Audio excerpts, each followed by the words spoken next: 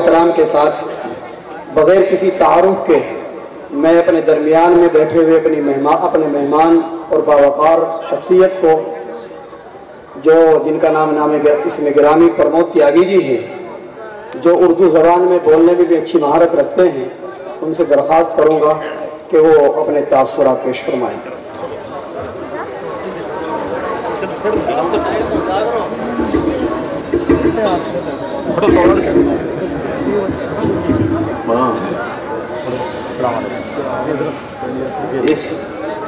इस शानदार इजलास के सदर हजरत मौलाना बिलाल साहब, हमारे बहुत ही महबूब मौलाना सोहेब साहब, हाफिज सैफुद्दीन साहब, मौलाना सैदुज्जमा साहब, डायस पर बैठे हमारे सब मजहबी एतबार से इंजीनियर मौलाना, हमारे पश्चिम उत्तर प्रदेश के समाजवादी पार्टी के बड़े नेता राष्ट्रीय महामंत्री हरेंद्र मलिक जी, पूर्व मंत्री और बहुत मेहनती नौजवान चौधरी योगराज सिंह जी, आसिफ भाई, मेरे सामने बैठे सभी बुजुर्गों, तलबा, प्रेस के लोगों, मैं हमेशा हर इजलास के बाद कहता रहा हूं कि मैं बहुत खुशनसीब हूं कि हमारे कस्बे में मौलाना सोहेब साहब ने एक इस तरह की मशाल जलाई हुई है कि पूरे हिंदुस्तान में बुढ़ाना का नाम रोशन रहता है। जिस तरीके से तलबा ने अभी कुरान शरीफ का अपने ख्यालात रखे, पैगंबर साहब के बारे में अपने ख्यालात रखे, और हर बार मुझे आने का मौका मिलता है जिस काबिलियत के साथ वो अपनी बात रखते हैं, जो सलाहियत उनमें है, वो काबिल तारीफ। और ऐसी चीजों को आगे बढ़ाना आज बहुत जरूरी है। दीनी लिहाज से भी मजबूत होना चाहिए, क्योंकि जो अपने दीन के हिसाब से मजबूत होगा उसमें दुनियादारी की सलाहियत भी होगी। लेकिन दीन के साथ साथ दुनियावी तालीम भी जरूरी है। पाक कुरान शरीफ में भी आया है कि रोजी के लिए भी आपको काम करना चाहिए। और ये भी बहुत मैं मुबारकबाद देता हूँ मौलाना सोहेब साहब को कि दीनी तालीम के साथ दुनियावी तालीम के लिए भी उन्होंने काम किया। अभी योगराज सिंह मुझसे कह रहे थे कि ये दुनियावी तालीम भी यहाँ शुरू की है। मैंने कहा यहाँ शुरू की है और ये बहुत अच्छी बात है। पूरे हिंदुस्तान के लोग यहाँ बैठे हैं। जब वो जाएंगे तो उत्तर प्रदेश को भी याद करेंगे, मुजफ्फरनगर को याद करेंगे और उसमें फिर हमारे शहर बुढ़ाने को भी याद किया जाए।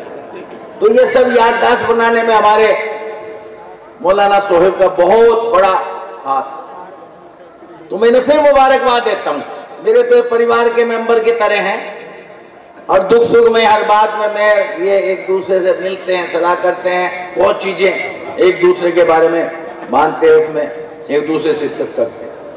ये बहुत अच्छी बात है। और मैं एक बात आज कहना नहीं, जो हमारे तलबा बैठे हैं यहाँ, जिन्होंने आज कुरान शरीफ की और पैगंबर साहब के बारे में अपने ख्यालात रखे, उन्हें आज आगे बढ़ने का बहुत मौका है। जिस हौसले के साथ, इस कुव्वत के साथ उन्होंने अपनी बातें रखी हैं, जरूर उनका मुस्तकबिल बेहतर है, जरूर आगे बढ़ने का उनका रास्ता है।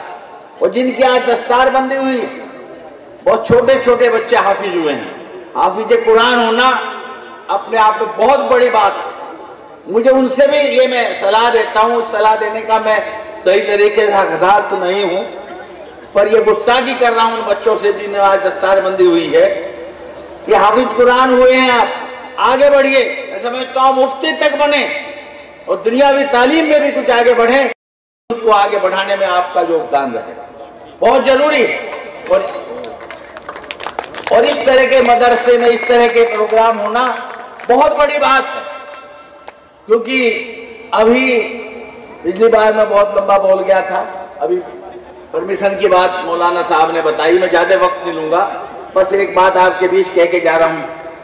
बच्चों, आपको आप खुद सिखाएंगे, आपको सिखाने वाले जो बुजुर्ग हैं मदरसे के आप हैं वो आपको बताएंगे, लेकिन ये सीखना आपका काम है। जब आप पाक कुरान शरीफ को पढ़ चुके हो, उसके हाफिज हो चुके हो, हजरत ने उनके बाद जितने लोग आए, खलीफा आए हैं और लोग आए हैं और विद्वान लोग आए हैं, उन्होंने हमेशा सिखाने का काम किया है।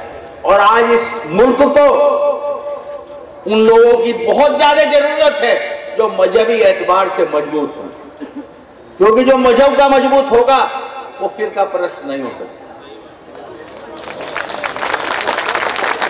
फिरका परस्त वही होता है जो मजहबी एतबार से कमजोर है, और आप मजहबी एतबार से मजबूत बने हैं तो ये हमारे मुल्क के लिए भी बढ़िया है, हमारे इस साले के लिए बढ़िया है।